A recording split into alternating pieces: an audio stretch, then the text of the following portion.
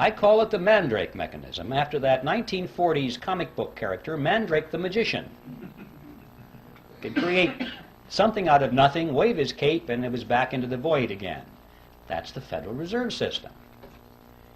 Now, let's take this and break this down. I need to warn you in advance, however, that you shouldn't try and make sense out of this. Okay? Because you'll blow a fuse if you think this makes sense. Just remember, this is your plain old American scam that we're talking about here. It's that simple.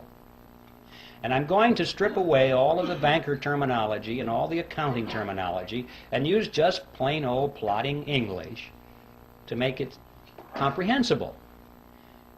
In spite of that, however, I want you to know that everything I'm going to tell you from a technical point of view is 100% accurate, in spite of the simplicity of the language. Okay, with that by way of preliminary, let's get right to the Mandrake mechanism itself. It starts with the government side of the partnership. It starts in Congress, when Congress is spending money far and beyond what it takes in taxes. How can Congress spend more money than its income in taxes? Basically what happens is the Congress goes down to the Treasury and asks for, let's say it's $1 billion more that they need this day. And the Treasury official says, you guys got to be kidding, we don't have any money here. You spent it all long ago. Everything we taken in taxes is long spent. And Congress says, well, we kind of figured that was the case, but we thought somebody might have dropped by and left some money. They said, we know what we'll do. We'll borrow the rest of it. So they go down the street to the printing office. Now notice they're not going to print money. They're going to print certificates. Nice, big, fancy certificates with borders on the corner and an eagle at the top and a seal at the bottom, and it'll say United States Treasury bond or note or bill, depending on the length of maturity. And it's so impressive, it almost looks like money. But if you hold it up to light, it really says IOU. That's all they are. And so Congress takes it and it wants the public to step forward and loan them money in exchange for the IOUs. Sometimes that's called buying bonds. No, you're not buying anything. You're loaning money to the government and getting an IOU in return. And a lot of people in the private sector and institutions are anxious to loan money to the government. Why? Because they have heard that it's the best investment you can possibly make, the most secure investment, because it is backed by the full faith and credit of the United States government. And that people aren't quite sure what that means, but it sure sounds good. And so they lend the money. Well, just in case there's anyone here in doubt as to what that means, I'd like to explain it to you. The full faith and credit of the United States government means that the federal government solemnly promises to pay you back your money plus interest. If it has to take everything you've got in the form of taxes to do it, it will do it. It's a promise to tax you. And people don't think this thing through. They think, oh, it's wonderful. It's a wonderful investment, and I'm going to get some of my money back. Anyway, that's a little side issue. The government is able to borrow a tremendous amount of money and therefore spend more than it takes in taxes through this process. But never enough. They always need more than that. Not to worry, they say. They walk further down the street to the Federal Reserve Building. Now the Fed has been waiting for them. That's one of the reasons it was created. And they walk in there and the Federal Reserve officer opens up his desk drawer, pulls out a big checkbook, and he writes a check to the United States Treasury for $1 billion and hands it to them. Now we need to stop and ask a question. Where did they get that money? That $1 billion, that's a lot of money. Who put the money into that account for the Federal Reserve so they could give it to Congress or to the Treasury? And the answer is, there is no money there. There's absolutely zero. There's just a checkbook. Well, if you and I were to do that, we would go to jail. But they can do it because Congress wants them to do it. This, in fact, is the payoff.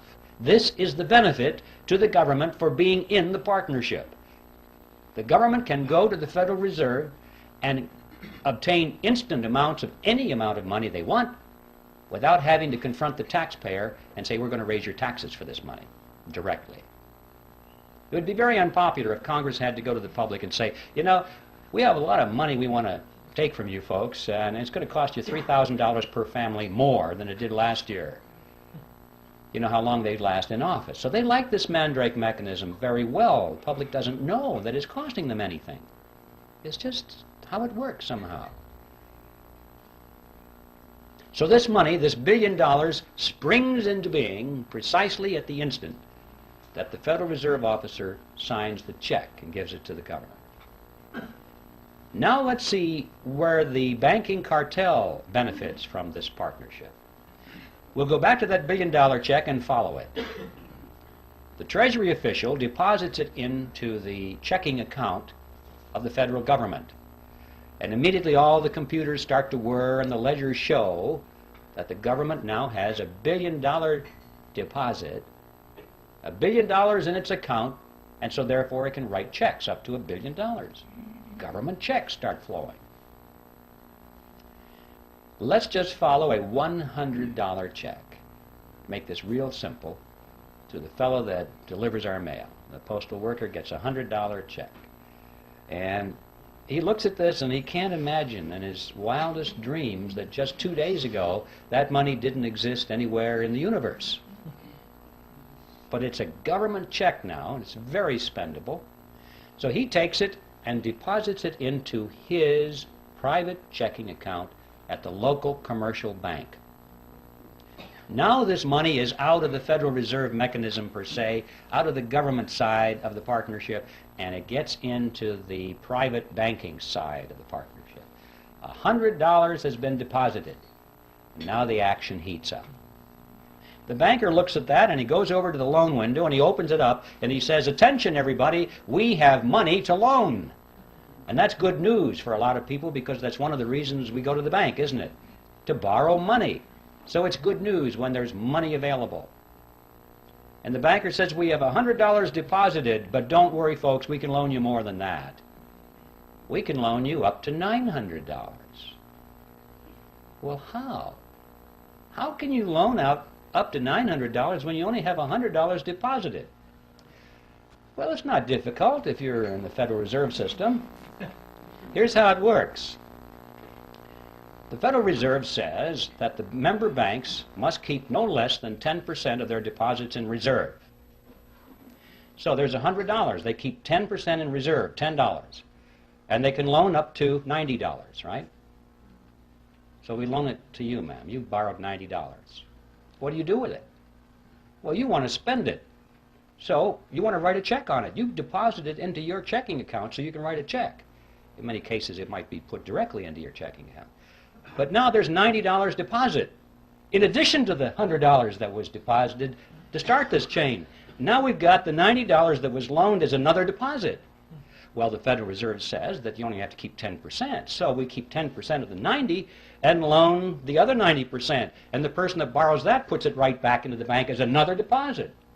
Well, the Federal Reserve says you only have to keep 10%, so you know, this goes around and around and around the revolving door until finally the whole action is played out.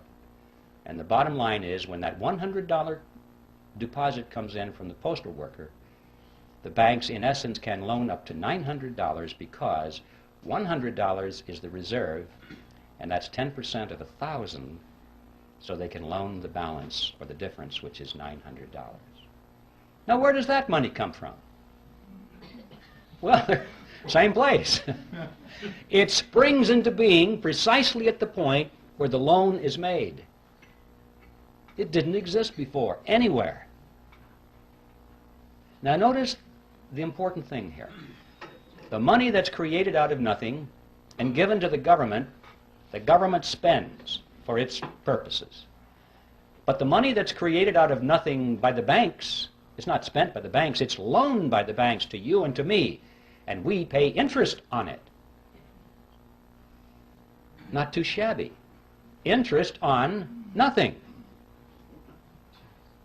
I wish I had a magic checkbook like that, where I didn't have to have any money, just a checkbook. And I could write checks, $10,000, $20,000, $100,000 all day long and loan them to you folks, and you pay me interest on it. You see? Not too shabby at all. This, in fact, is the payoff to the commercial banks in the cartel. This scam has become legitimized by law, and we're told it's a wonderful thing. We think our banking system is wonderful, but it's a scam.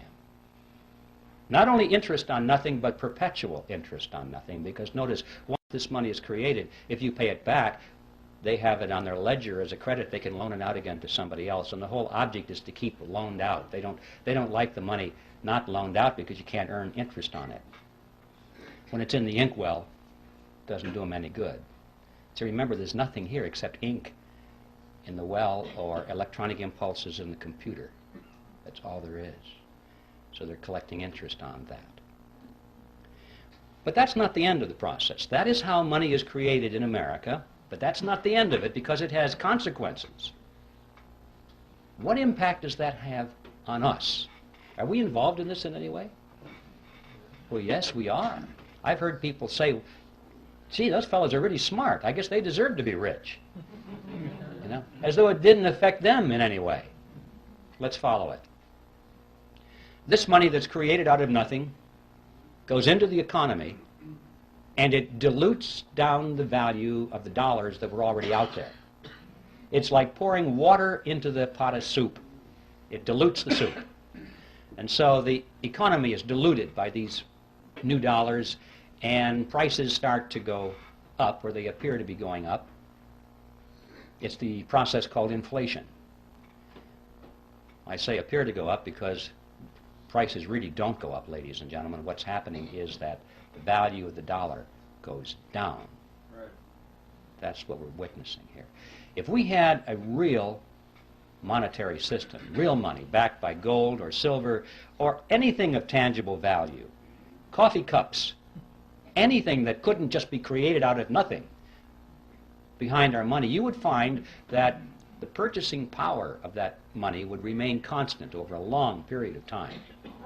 And to illustrate that point, it's interesting to know that if we had lived in ancient Rome and had a 1-ounce gold coin, we would have been able to buy a fine toga, a handcrafted belt, and a pair of sandals. That was the price. So today, what can we buy with a 1-ounce gold coin? We can walk into any men's store and buy a really fine suit, a handcrafted belt, and a pair of shoes. The real price of these items hasn't changed in thousands of years when expressed in terms of real money. But when expressed in terms of these things we carry around, we call them dollars. They're not. They're really Federal Reserve notes. They buy less and less and less because they keep creating more and more and more of them, and they dilute the economic soup. But we still haven't followed this to the end of the trail. We've lost some purchasing power through this thing called inflation. But how many people ask the question, who gained it? Did anybody gain our lost purchasing power, or did it just evaporate and go up to heaven somewhere? Somebody gained it, didn't they? But we don't know who.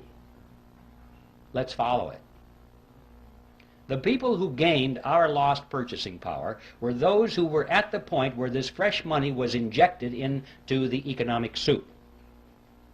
Those at the nozzle get dollars that look the same as all the other dollars, and they have them first, and they can spend them at full purchasing power. But by the time the person who gets those dollars then gives them to the next person and the next person, it goes out toward the edge of the pot, where most of us are, and it gets diluted down. But the ones up there at the nozzle are the ones who have gained our lost purchasing power. Who are they? Well, we know that the government is one of them. That's where the billion-dollar check started, isn't it? That was the beginning of this whole process. The government spent that money first. And then, of course, those who work for the government and those who have government contracts and those who get grants and so forth get the next wave, and they're not doing too bad either, and it starts out from there.